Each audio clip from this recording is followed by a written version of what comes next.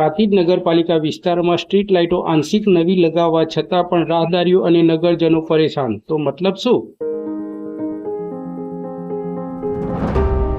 પ્રાંતિજ નગરપાલિકા દ્વારા શહેરના કેટલાક વિસ્તારોમાં આંશિક નવી સ્ટ્રીટ લાઇટો લગાવવામાં આવી હોવા છતાં રાહદારીઓ અને નગરજનોની સમસ્યાઓનું સંપૂર્ણ નિરાકરણ આવ્યું નથી. આ સમસ્યા શહેરના રોજિંદા જીવનને અસર કરે છે અને ખાસ કરીને રાત્રિના સમયે નાગરિકો માટે મુશ્કેલીઓ ઊભી કરે છે. નવી લાઇટો લગાવવાની પહેલ નિશ્ચિતપણે સારી છે, પરંતુ તેનું અમલીકરણ અને જાળવણી અપૂરતા હોવાથી લોકોની અસુવિધાઓ યથાવત રહે છે. પ્રાંતિજના મુખ્ય રસ્તાઓ અને ગલીઓમાં હજુ પણ ઘણી જગ્યાએ અંધારું છવાયેલું રહે છે.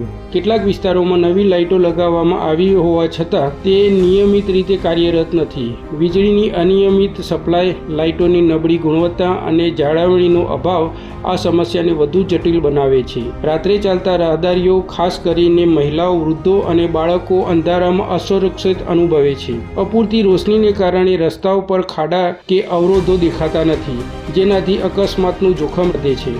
વાહન ચાલકોને પણ રોશનીના અભાવે મુશ્કેલી પડે છે, જે ટ્રાફિક સલામતી માટે ચિંતાનો વિષય છે. નગરજનોની ફરિયાદો દર્શાવે છે કે નગરપાલિકાનું આયોજન અને અમલીકરણ અપૂરતું છે. નવી લાઇટો મુખ્ય રસ્તાઓ પૂરતી મર્યાદિત રહી છે, જ્યારે આંતરિક ગલીઓ અને છેવાડાના વિસ્તારો હજુ પણ અંધારામાં ડૂબેલા છે. કેટલીક જગ્યાએ લાઇટના થાંભલા જૂના અને બિનઉપયોગી છે, જ્યારે કેટલીક નવી લાઇટો થોડા દિવસોમાં જ ખરાબ થઈ જાય છે. આ ઉપરાંત લાઇટોના સમારકામ માટે કોઈ નિયમિત વ્યવસ્થા નથી, જેનાથી ફરિયાદોનું નિરાકરણ થતું નથી. નગરજનોનું કહેવું છે કે નગરપાલિકા દ્વારા બજેટનો ઉપયોગ થઈ રહ્યો હોવા છતાં તેનો લાભ સામાન્ય લોકો સુધી પહોંચતો નથી. આ ઉપરાંત આ સમસ્યાના ઉકેલ માટે નગરપાલિકાએ વ્યાપક આયોજન કરવું જરૂરી છે. સૌપ્રથમ શહેરના તમામ વિસ્તારોમાં ઉચ્ચ ગુણવત્તાવાળી LED લાઇટો લગાવવી જોઈએ, જે ઓછી વીજળી વાપરે અને લાંબુ ટકે. બીજું, લાઇટોની નિયમિત જાળવણી અને સમારકામ માટે ખાસ ટીમ નિયુક્ત કરવી જોઈએ. વીજળીની સતત સપ્લાય માટે વિદ્યુત વિભાગ સાથે સંકલન જરૂરી છે.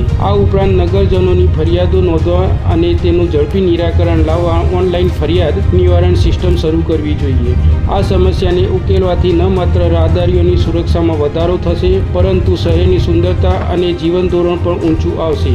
નગરજનોના સહકાર અને નગરપાલિકાની પ્રતિબદ્ધતાથી જ પ્રાંતિજ રાત્રે પણ ઝગમગતું અને સુરક્ષિત શહેર બની રહેશે. આપને અમારી આ સ્ટોરી કેવી લાગી તે કોમેન્ટ બોક્સમાં ચોક્કસથી જણાવશો. અમારી ચેનલને લાઇક, શેર અને સબસ્ક્રાઇબ કરવાનું ચૂકશો નહીં. ગૌતમ મિસ્ત્રી, સ્વદેશ ક્રાંતિ.